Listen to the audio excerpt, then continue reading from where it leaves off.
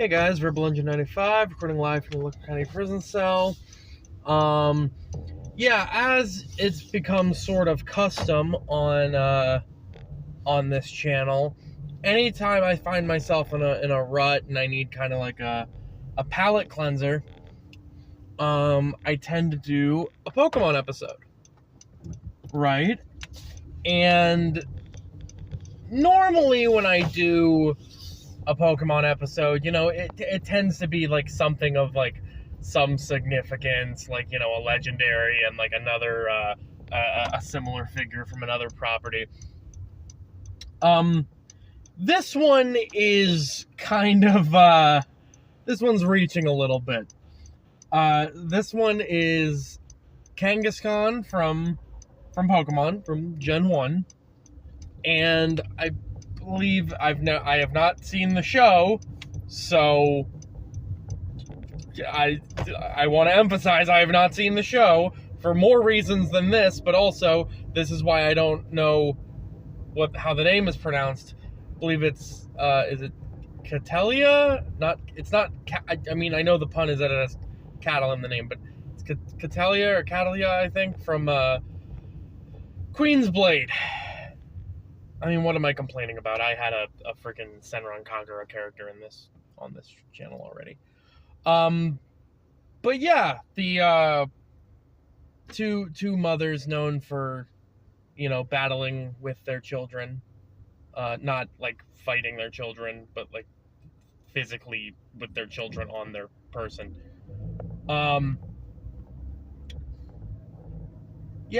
So those of you who don't know what Queen's Blade is,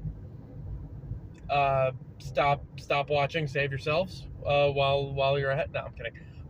It's an ecchi series, and it's very blatant about it, and I have not watched anything of it in its entirety. I think I've seen individual fights from it, and it's meant for what it's meant for. And I'm gonna try to do a fight here. So I'll start with Kangaskhan because that's the character I know better. So Kangaskhan is kind of like I guess it's meant to be like a kangaroo, but it's also meant to be like it's a big what is it? It's like 5 foot, 6 foot something. Heavy hitting Gen 1 normal type. A lot of powerful Gen 1 normals are actually weaker than Kangaskhan, funny enough. I think Tauros has lower base attack than it. That's the thing, is that it has very high base attack stat. Not terrible speed. Not the best, but not terrible speed. And, pretty okay defenses. Right? Generally, its reputation, what it's known for, is that it carries its baby along in its pouch with it everywhere it goes, and its baby being purple. That's the other thing too. But the other thing is that but that's not it. It's that its motherly instincts are actually so are so strong that any motherless child that it comes across, even if it's from a different species, even if it's been known to raise humans, right? It will treat it as if it's her own. I believe they're all female. It'll treat it as if it's her own, with no hesitation, right? And they've been known to very violently protect their young. They are a rampaging monster when their young is threatened. And that's backed up in a lot of its move pool. Things like more, and I'm not going to be using specifically the most recent gen that it's available in, because they've actually cut a lot of moves from Kangaskhan in recent gens. But I'll use the most, how do I put this? I'll use the most,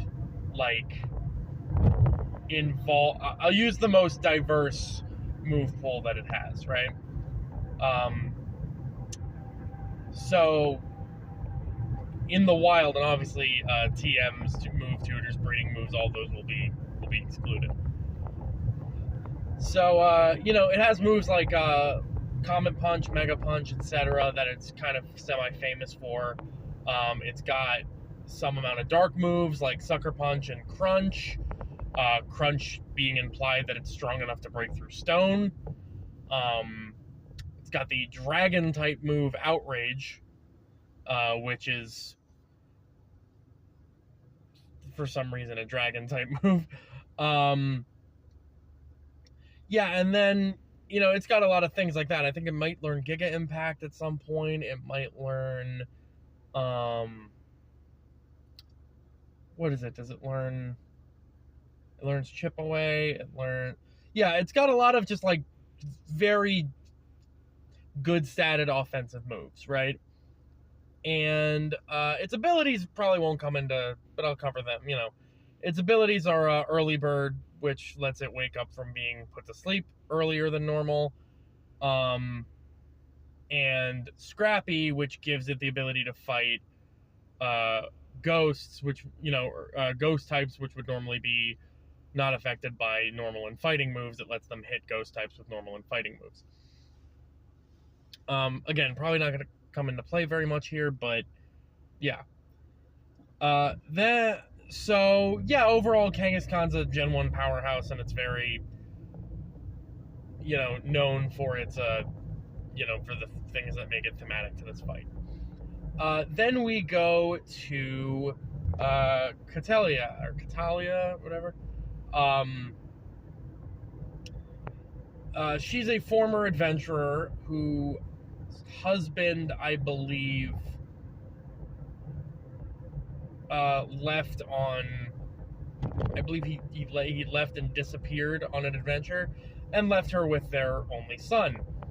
So she kind of runs the weapon shop that they opened together, and is a blacksmith. She's kind of known for being like an expert blacksmith in many adventuring fields, but she's also known for her past as an adventurer. One main thing is that she is like 7 or 8 feet tall, I believe. And she carries around a giant sword that has kind of like a claw indentation that's meant for capturing other swords. And yeah, I think, what is she known as? Like, she's not the Dragon Slayer, but she's known by some nickname, like the Monster Slayer or something like that. And with good reason, because with her size comes, freakish strength as well. She's known to, shatter other people's weapons and whatnot, especially with the, claw grips on her sword. She's even bested a dwarven weapons expert, using, again, dwarven steel, which in the Queen's Blade world is known for being like one of the strongest substances in the world. And she takes it upon herself when going on an adventure to always be carrying her child in her arms. In her arms specifically, which means that she has to fight you one-handed. Now, to be fair, her child and her both pretty much have come to an agreement that they would rather... They both have made each other understand that they'd both rather die together as mother and son than have to live, apart, than have to live without the other, right? So she's... I guess you could argue she's less protective of the kid, maybe, and it's not as much of a hindrance, but it's definitely a liability in the sense that, you're fighting with your child in your arms. But it doesn't seem to stop her that much, because she's gone through the entirety of the story. I mean, she is more of a, after-fight supporting character, believe it or not, despite her size and strength and her skill swinging around this blade, but she is more known for, being able to refurbish and repair everyone's weapons after the fight, than for, her role in the fight, though she definitely doesn't stray away from that. But yeah, and I don't think there's any other key factors there. I think damn it, am I missing something? I really hope I'm not missing something. Well, anyway, getting into this fight, so Kangaskhan has the advantage of I hate to say this, has the advantage of scaling here, where typically, I believe, I don't think there's any lore connections to Kangaskhan, but, we've seen Kangaskhan in the show, like, topple vehicles and stuff like that. However, unfortunately, it has kind of a lackluster move pool. It is more of just a direct combat kind of Pokemon, in terms of its natural affinity. And like I said, unfortunately, its abilities don't really come into play here. Normally, you'd have some sort of, that could give a Pokemon a sort of like edge factor when it's like in a fight like this where you have to take these, you have to take a lot of these abilities into consideration and whatnot, and how they would apply to a fight of a character not in Pokemon. But unfortunately, yeah, Kangaskhan's just kind of, chilling there with a lot of, quite honestly, animalistic moves. A lot of punching, a lot of tackling, a lot of biting and whatnot. Yeah, it doesn't really gain too much. It doesn't really have too much of an edge. Nothing like nothing super stat heavy, nothing super, like status or anything. Cattleya, it's sort of the same way, except her freakish strength has been shown, like, it's really her skill and experience that I think push her over the edge, right? Like, yeah, she's freakishly strong and she's broken, like, some of the hardest metal in the world, right?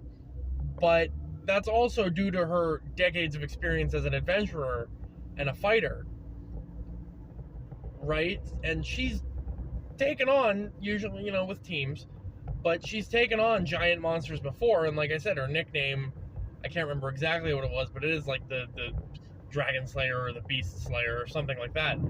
So this is not going to be something super unexpected to her. She is basically just fighting a wild animal at this point. And also, I mean, yeah, she's more hindered than Kangaskhan is, having to keep her kid in her arms, but that's kind of where the design of her weapon comes into play.